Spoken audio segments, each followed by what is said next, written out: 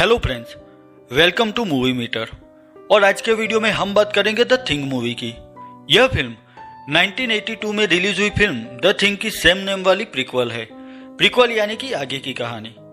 1982 में रिलीज हुई the thing movie में नाइजीरियन कैंप से एक एलियन अमेरिकन कैंप में आकर सबको मार डालता है।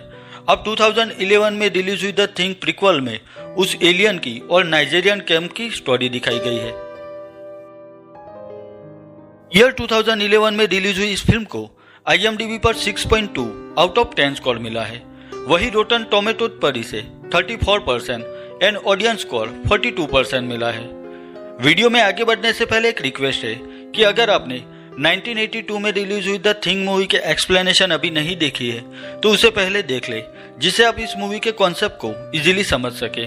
मैं उसकी लिंक डिस्क्रिप्शन में दे देता हूँ, आप वहां से वो वीडियो देख सकते हैं। और अगर आप ऐसे ही मूवी के एक्सप्लेनेशन देखना चाहते हैं तो इस चैनल को सब्सक्राइब करना ना भूलें और साथ में बेल आइकॉन पर प्रेस कीजिए, जिससे मेरी अगली सभी वीडियो की नोटिफिकेशन आपको मिल सके। अगर आप चाहे तो आई बटन पर क्लिक करके भी वो वीडियो देख सकते हैं। तो चलिए अब द थिंग मूवी की स्टोरी पर फोकस करते हैं। मूवी की स्टार्टिंग में ईयर 1982 में 3 नॉर्वेजियन लोग एंटार्क्टिका में एक सिग्नल का पीछा स्नो कार से कर रहे थे।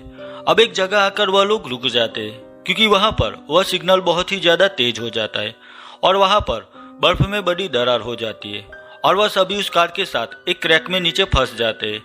अब वह लोग वहां कार की लाइट ऑन करते हैं और तभी उन्हें वहां पर कुछ दिखाई देता है, जिसे देखकर वह लोग बहुत खुश हो जाते हैं, यानी कि उन्होंने किसी चीज को वहां डिस्कवर किया था।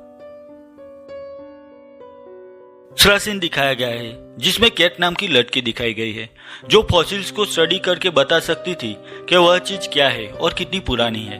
अब फिल्म में कैट का रोल मैरी एलिजाबेथ ने प्ले किया है, जिन्हें हम डाई हार्ड 4 और बर्ड्स ऑफ प्रे जैसी मूवी में भी पहले देख चुके हैं। अब कैट एक सब्जेक्ट पर स्टडी कर रही थी, तभी वहां पर उसका दोस्त एडम अपने बॉस सैंडर के साथ आता है। अब सैंडर कैट को अपने साथ एंटार्क्टिका की बेच पर आने के लिए कहते हैं। कैट समझ जाते हैं कि सैंडर की टीम को जरूर कोई खास चीज मिली है, तो वह उनके साथ एंटार्क्टिका बेच पर जाने के लिए रेडी हो जाती है। पहुंचकर कैट सीधा उस साइट पर जाती है।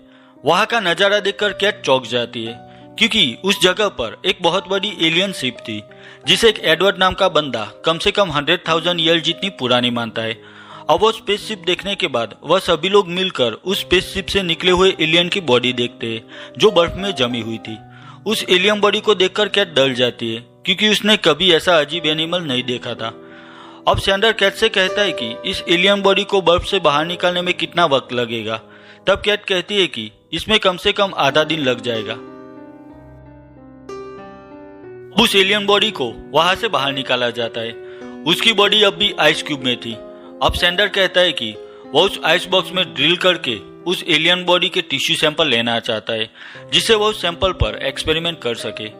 कैट सैंडर को ऐसा करने से मना करती है, पर सैंडर उसकी बात नहीं मानता और उस आइस बॉक्स में ड्रिल करके उस एलियन बॉडी का टिश्यू सैंपल निकाला जाता है। अब वो लोग रात में सेलिब्रेट करते हैं और तब डेरेक एक बार उस आइस बॉक्स को देखने के लिए जाता है। वह देखता है कि बर्फ पिघल रही थी। तभी अचानक से वह एलियन बर्फ के कवच को तोड़कर सच से वहां से बाहर निकल जाता है, जिससे डेरेक डर जाता है और सब लोगों को वहां पर बुलाता है।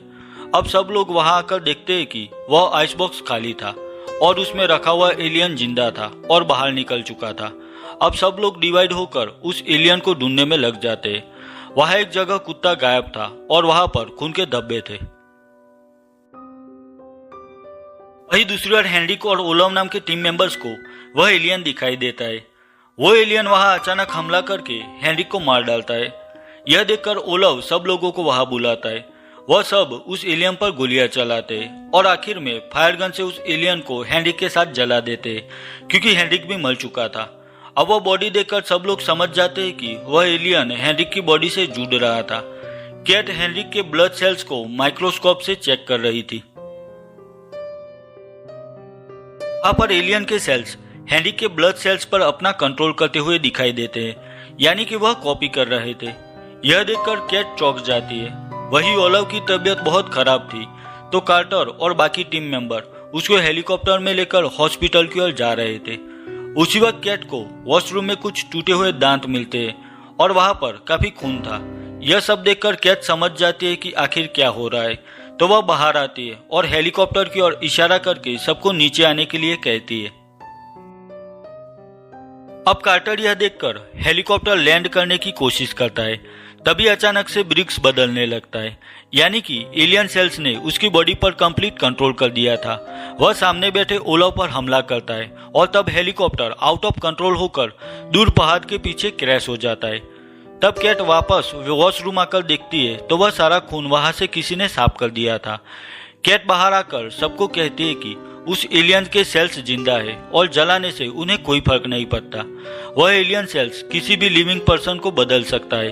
कैट कहती है कि वह सेल्स किसी लिविंग ऑब्जेक्ट को ही कंट्रोल कर सकती है और उसी वजह से वह दांत वहां पड़े थे क्योंकि वह मेटल के थे।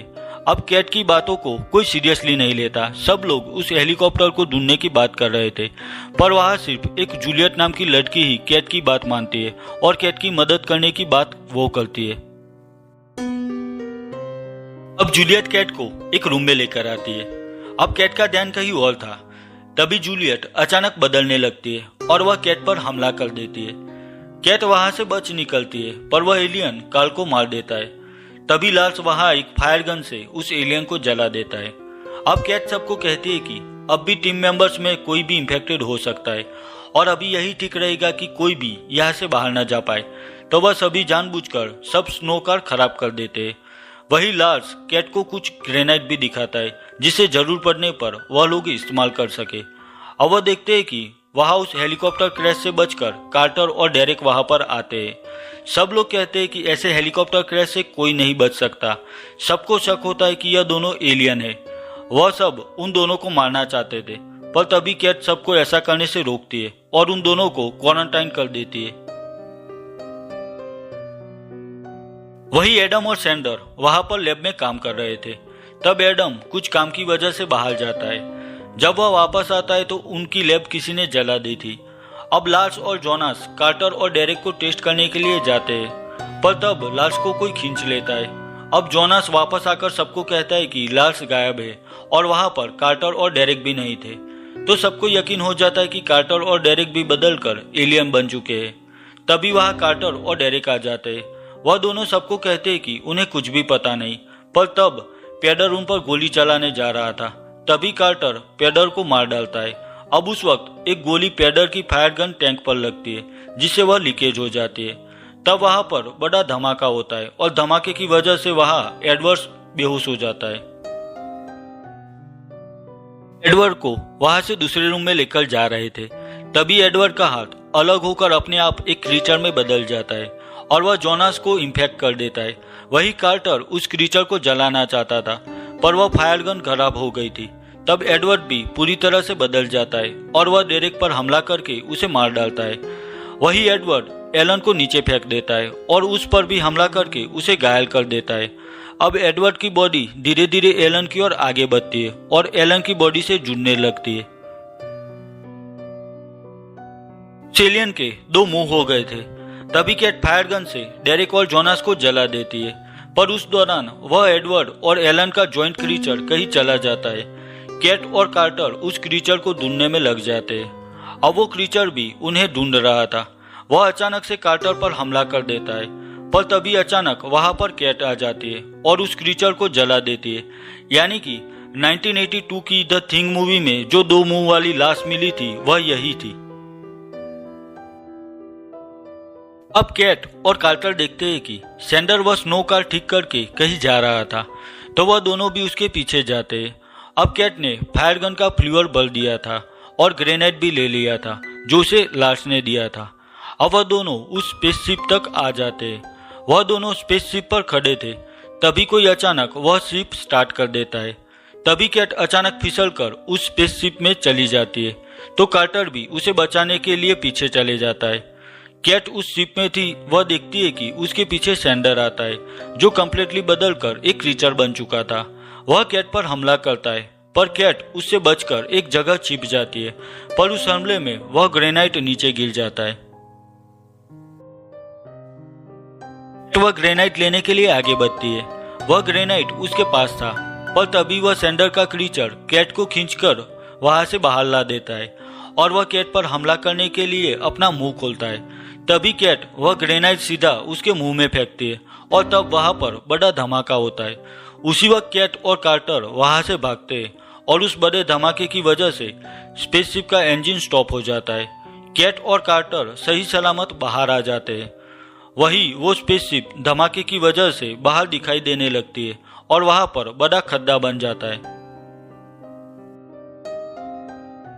कैट कार्टर की ओर देखकर उसे कहती है कि वह जानती है कि कार्टर भी एक एलियन है, क्योंकि वह एलियन मेटल को कॉपी नहीं कर सकता था और कार्टर के कान में एक ईयरिंग्स थी जो अब नहीं है। तब सैम ईयरिंग्स देखने के लिए अपने राइट ईयर को देखता है। तब कैट उसे कहती है कि दरअसल वह ईयरिंग कार्टर के लेफ्ट ईयर में थी। अब साबित हो चुका था कि कार्टर भी उस एलियन का शिकार हो चुका है, तो कैट उस फायर गन से आखिर ना चाहते हुए भी कार्टर को जला देती है और उसका शक सही था, वह सच में एलियन बन रहा था। अब वहां पर सिर्फ कैट ही बची थी, पर उस नो कार में फ्यूल नहीं था और वह अब अकेली थी। वही अमेरिकन कैंप वहां से कम 50 माइल्स दूर था, यानी कि उसका भी बचना लगभग नामुमकिन था। अब दूसरा सीन दिखाया गया है जहां नॉर्वेजियन टीम का सेकेंडरी हेलीकॉप्टर उस कैंप पर आता है। तभी वहां पर लार्स आकर उस हेलीकॉप्टर के पायलट से मिलता है। लार्स देखता है कि वहां पर उसका एक हस्की डॉग भाग रहा था जिसे ऑलरेडी उस एलियन ने मार डाला था। तो वह उस पायलट को कहता है कि वह हस्की डॉग असल में डॉग नहीं पर एलियन है। अब वह डॉग भाग रहा था तो वह दोनों हेलीकॉप्टर से उस डॉग का पीछा करके उस पर गोलियां चलाते हैं और यही सीन ईयर 1982 की द थिंग मूवी में भी दिखाया गया है।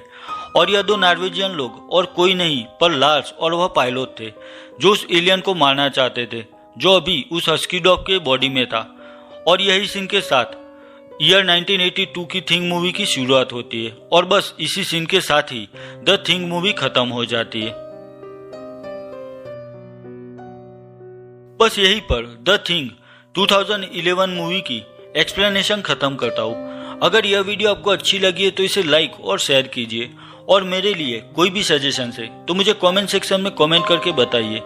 तो मिलता हूँ अपने नेक्स्ट वीडियो में, तब तक के लिए बाय बाय।